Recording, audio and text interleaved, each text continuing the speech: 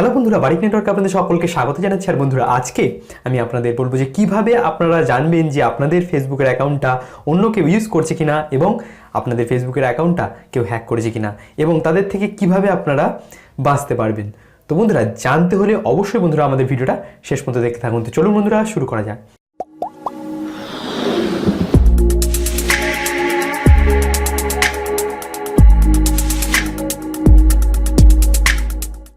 তো বন্ধুরা দেখুন, প্রথমেই বলবো যে আপনাদের ফেসবুকের অ্যাকাউন্টে যদি কোনো অন্যরকম অ্যাক্টিভিটি দেখতে পান যেগুলো আপনি করেননি, ঠিক আছে, কোনো রকম পোস্ট দেখছেন বা কোনো রকম অ্যাক্টিভিটি দেখতে পাচ্ছেন যেগুলো আপনি করেননি, এই ধরনের কোনো রকম যদি আপনাদের সন্দেহ থেকে থাকে, তো সেক্ষেত্রে বন্ধুরা আপনারা অবশ্যই আমি যে পদ্ধতিটা এখন বলবো সেই পদ্ধতিতে চেক করে নিতে পারেন যে আপনার ফেসবুক অ্যাকাউন্টটা অন্য কোনো ডিভাইস থেকে অ্যাক্সেস করা হয়েছে কিনা বা অন্য কেউ ইউজ করছে কিনা বা আপনার অ্যাকাউন্টটা হ্যাক হয়ে গেছে কিনা।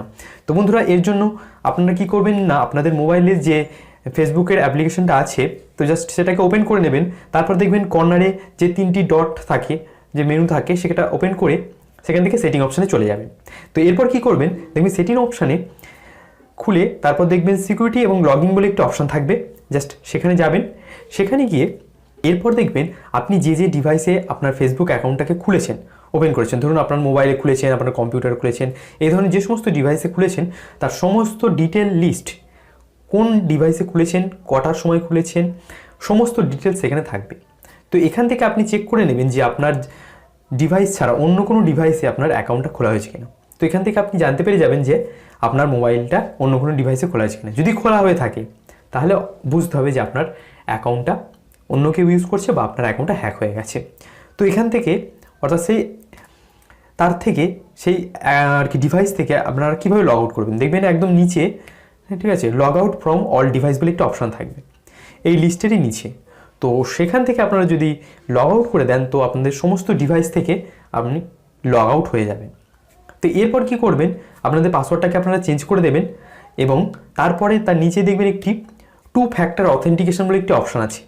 তো জাস্ট সেই 2 ফ্যাক্টর অথেন্টিকেশনের যে অপশানটি সেটাকে অন করে জাস্ট আপনারা কি করবেন না, আপনাদের ফেসবুক অ্যাকাউন্টটাকে আরও সিকিউর করে নেবেন এই পদ্ধতির মাধ্যমে। কারণ এই পদ্ধতিতে আপনার ইউজার আইডি পাসওয়ার্ড যদি কোনোভাবে কেউ জেনেও যায়, তাও আপনার মোবাইলে একটি ওটিপি আসবে, যে এই ওটিপিটা ছাড়া আপনার অ্যাকাউন্টটা আপনি ছাড়া আর কেউই খুলতে পারবে না। তো বন্ধুরা, এইভাবে আপনারা আপনাদের ফেসবুকের অ্যাকাউন্টটাকে আরও সিকিউর করে নিতে পারবেন হ্যাকারদের কাছ থেকে। তো বন্ধুরা, আশা করি আপনাদের ভিডিওটা ভালো লেগেছে।